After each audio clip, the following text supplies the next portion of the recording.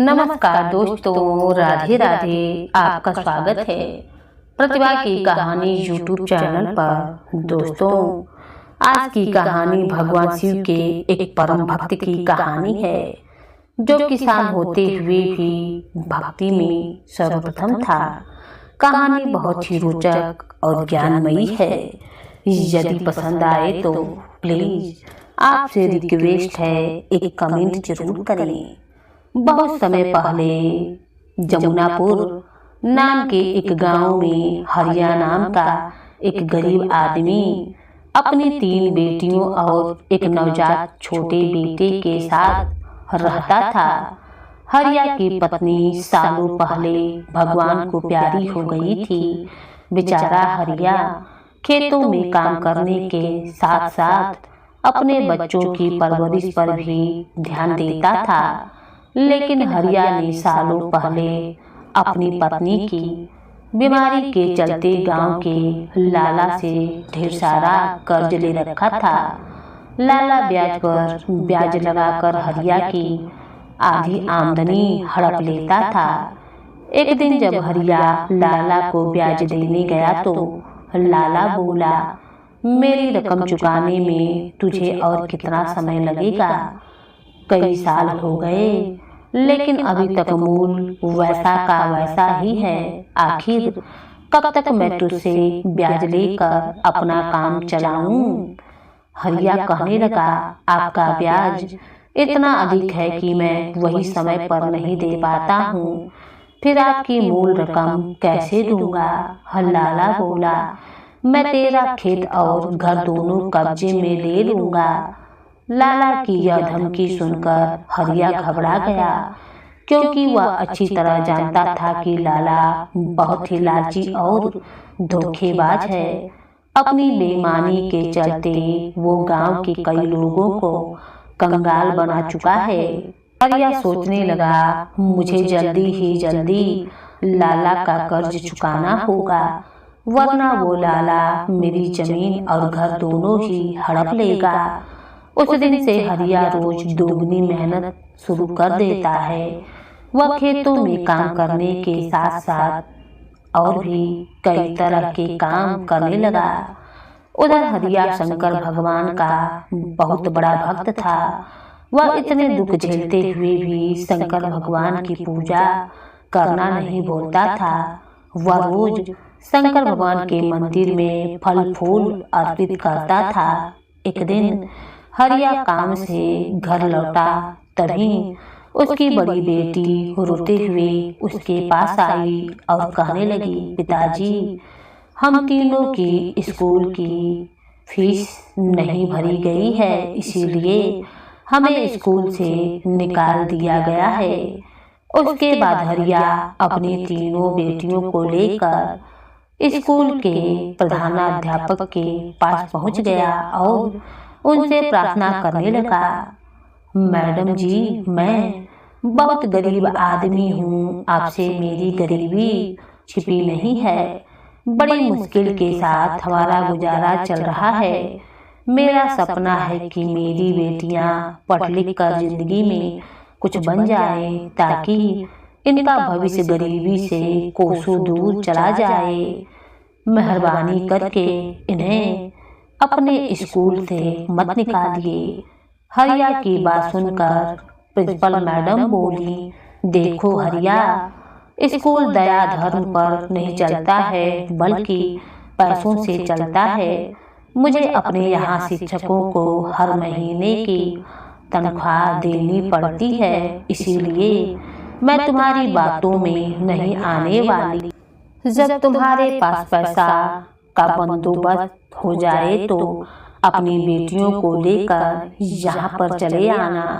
चलो जाओ, अब जाओ, मुझे बहुत काम है।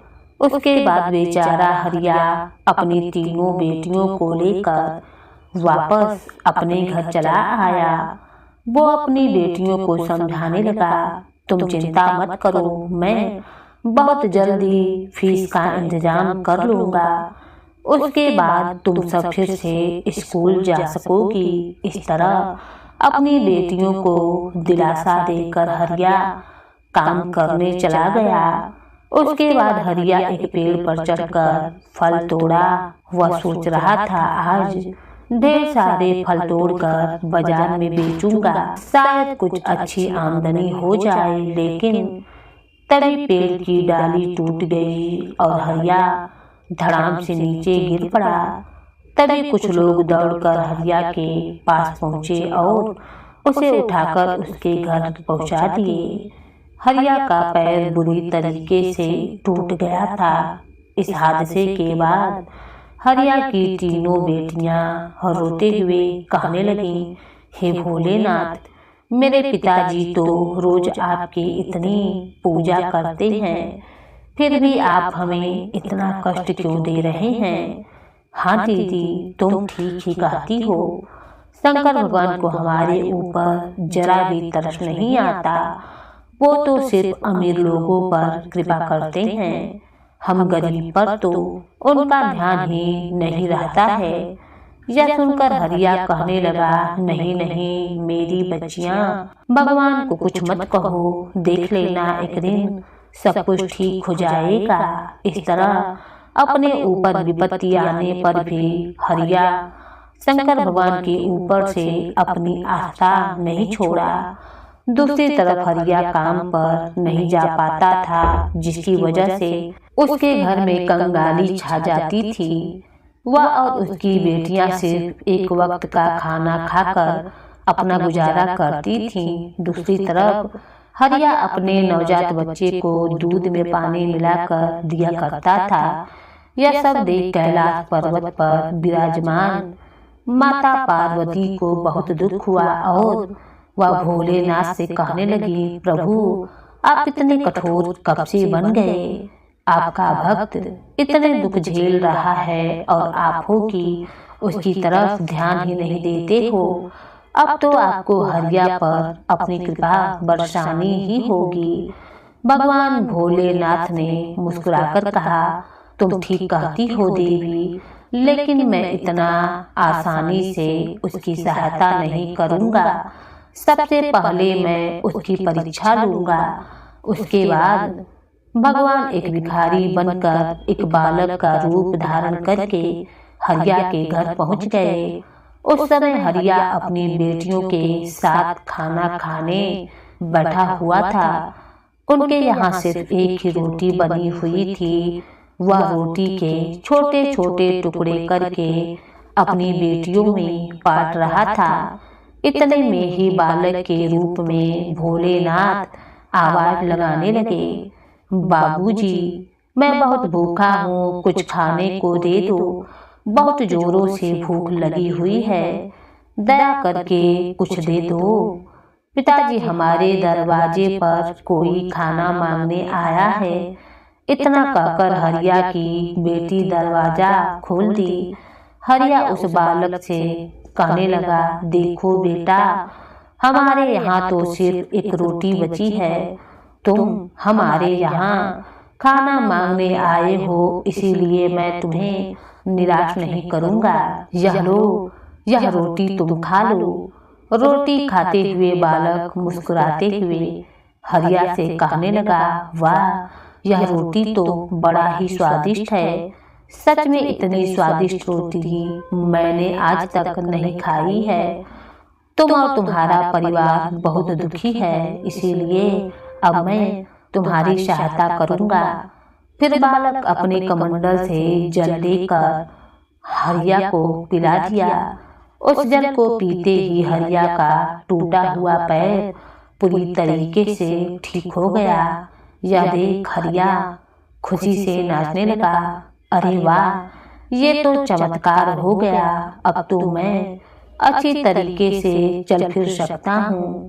तुम्हारा बहुत बहुत शुक्रिया बेटा। बालक कहने लगा, मैं अच्छे लोगों की इसी तरह से सहायता करता हूँ। जब तक तुम्हारे दुख दूर नहीं हो जाते, तब तक मैं तुम्हारे साथ ही रहूँगा। फिर अगले दिन हरिया बालक के साथ अपने खेत में काम करने चला गया।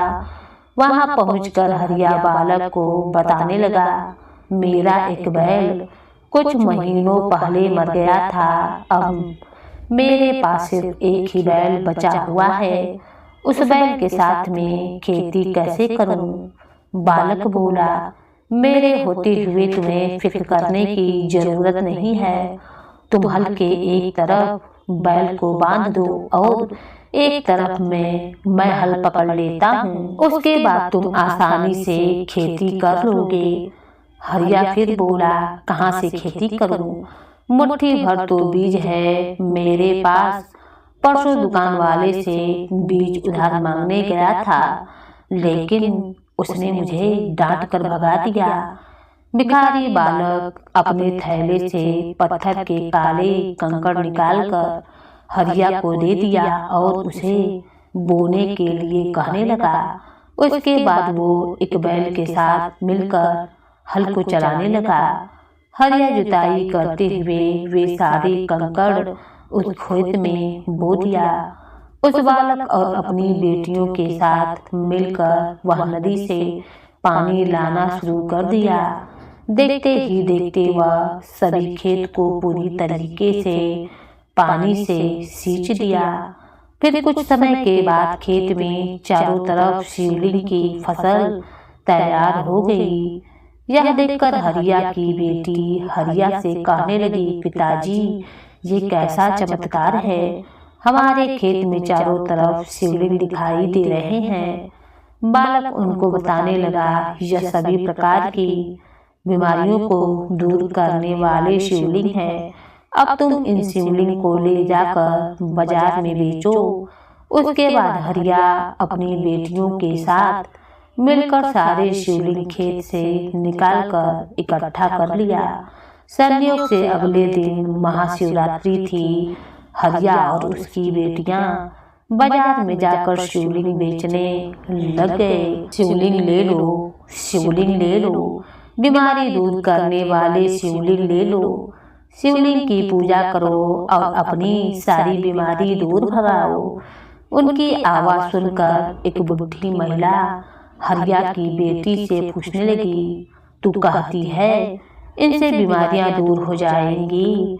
पिछले कई सालों से मेरी आंखों में तकलीफ है, मुझे ठीक से दिखाई नहीं देता है। क्या शिवलिंग की पूजा करने से मेरी आंखों की परेशानी दूर हो जाएगी? हरिया पूरे विश्वास के साथ उस औरत को शिवलिंग दे दिया। वह औरत उसी वक्त सारी सामग्री लेकर शिवलिंग की पूजा करने लगी। फिर थोड़ी ही देर में उस औरत की आंखें पूरी तरीके से ठीक हो गईं।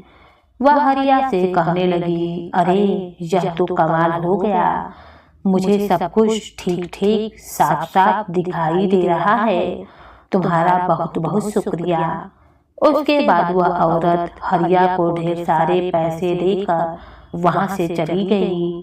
फिर एक दूसरी औरत हरिया के पास आकर पूछने लगी, मेरे पति बहुत दिनों से बीमार पड़े हुए हैं, जिस वजह से वो काम पर नहीं जा पाते हैं, मुझे भी एक शिवलिंग दे दो। फिर हरिया उस औरत को भी एक शिवलिंग बेच दिया। देखते ही देखते बाजार में मौजूद सभी लोग हरिया से शिवलिंग खरीद कर ले जाने लगे। शिवलिंग की पूजा करने से सभी लोगों की बीमारियां दूर होने लगीं। अगले दिन ये बात चारों तरफ फैल गई और लोग भीड़ लगाकर हरिया से शिवलिंग खरीदने लगे। इस तरह हरिया काफी पैसे कमा लिया। दूसरी तरफ वो अपने खेत में शिवलिंग की फसल उगाना जारी रखने लगे। हरिया लाला का कर्ज चुकाने के साथ अपनी अपनी बेटियों की फीस भरकर उन्हें पढ़ाना शुरू कर दिया। उधर हरिया को अमीर बनते देखकर लाला और उसकी पत्नी को बहुत जलन हो रही थी। लाला की पत्नी लाला से कहने लगी, लोगों का कहना है कि हरिया का खेत जादुई खेत बन गया है, क्या यह सच है? लाला कहने लगा, हाँ, मैंने भी यही सुना है। हमें हरिया और उसके बच्चों को मारकर उसके खेत पर कब्जा करना होगा। उन सभी को मारने का मेरे पास एक बहुत बढ़िया उपाय है। फिर अगले दिन दोनों पति पत्नी हरिया और उसके बच्चों को अपने घर खाने के लिए बुलाने लगे। वे दोनों खाने में ढेर सारा जहर मिलाकर दे दिए। बालक अपनी दिव्य दृष्टि से सारी सच्चाई जान लिया, इसीलिए वो सारा खाना खुद ही खा गया। जहरीला खाना खाने के बाद भी बालक को कुछ नहीं हुआ। यह देखकर लाला और उसकी पत्नी की आंखें आश्चर्य से भर गईं। लाला बालक से गुस्से में कहने लगा, अरे कौन है तू? हमने इस खाने में ढेर सारा जहर मिलाया हुआ था। इतना सारा जहर खाने के बाद भी तू जिंदा कैसे बच गया? बालक कहने लगा, तुम दोनों बहुत ही स्वार्थी और लालची हो। तुमको तुम्हारे किए की सजा जरूर मिलेगी। यह कहकर बालक हरिया और उसके बच्चों को घर से बाहर ले गया। फिर बालक के रूप में शंकर भगवान अपनी जटा का एक बाल तोड़कर बालक के घर के ऊपर फेंक दिए और अगले ही पल वहां आग लग गई। वे दोनों बच नहीं पाए और थोड़ी ही देर में घर के साथ जलकर राख हो गए। लाला और उसके पत्नी के मरते ही सारे गांव वाले खुशियां मनाने लगे, क्योंकि उन्हें उनके अत्याचार से मुक्ति मिल गई थी। उधर शंकर भगवान भी हरिया और उसके परिवार को सुखी बनाकर वापस कैलाश पर्वत पर लौट गए।